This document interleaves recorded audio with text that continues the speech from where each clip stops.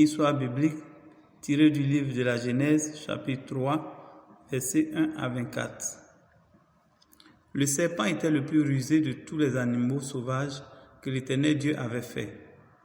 Il dit à la femme, « Dieu a-t-il vraiment dit, vous ne mangerez aucun des fruits des arbres du jardin ?» La femme répondit au serpent, « Nous mangeons du fruit des arbres du jardin. Cependant, en ce qui concerne le fruit de l'arbre qui est au milieu du jardin, Dieu a dit, vous n'en mangerez pas et vous n'y toucherez pas, sinon vous mourrez. » Le serpent dit alors à la femme, vous ne mourrez absolument pas, mais Dieu sait que le jour où vous en mangerez, vos yeux s'ouvriront et vous serez comme Dieu. Vous connaîtrez le bien et le mal. La femme vit que l'arbre était porteur de fruits bons à manger, agréables à regarder et précieux pour ouvrir l'intelligence. Elle prit de son fruit et en mangea. Elle en donna aussi à son mari qui était avec elle et il en mangea. Leurs yeux à tous les deux s'ouvrirent et ils prirent conscience qu'ils étaient nus. Ils attachèrent des feuilles de figuier ensemble et s'en firent des ceintures. Quand ils entendirent la voix de l'Éternel Dieu en train de parcourir le jardin vers le soir, l'homme et sa femme se cachèrent loin de l'Éternel Dieu au milieu des arbres du jardin. Cependant, l'Éternel Dieu appela l'homme et lui dit, « Où es-tu » Il répondit, « J'ai entendu ta voix dans le jardin et j'ai eu peur parce que j'étais nu. Alors je me suis caché. »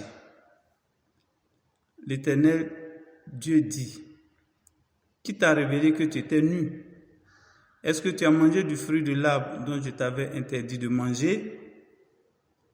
L'homme répondit, « C'est la femme que tu as mise à mes côtés qui m'a donné ce fruit et j'en ai mangé. » L'Éternel Dieu dit à la femme, « Pourquoi as-tu fait cela ?»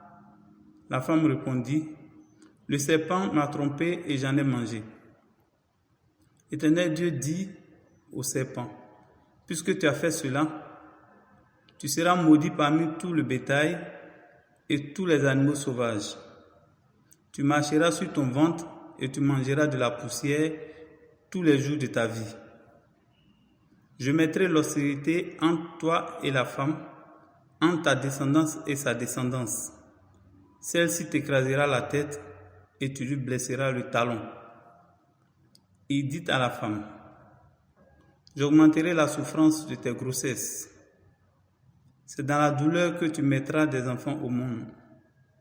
Tes désirs se porteront vers ton mari, mais lui, il dominera sur toi. » Il dit à l'homme, « Puisque tu as écouté ta femme et mangé du fruit au sujet duquel je t'avais donné cet ordre, tu n'en mangeras pas. Le sol est maudit à cause de toi. C'est avec peine que tu en tireras ta nourriture tous les jours de ta vie. Il te produira des ronces et des chardons, et tu mangeras de l'herbe des champs. C'est à la sueur de ton visage que tu mangeras ton pain, et ce jusqu'à ce que tu retournes à la terre, puisque c'est d'elle que tu as été tiré. Oui, tu es poussière, et tu retourneras à la poussière. » Adam appela sa femme Ève, car elle devait être la mère de tous les vivants.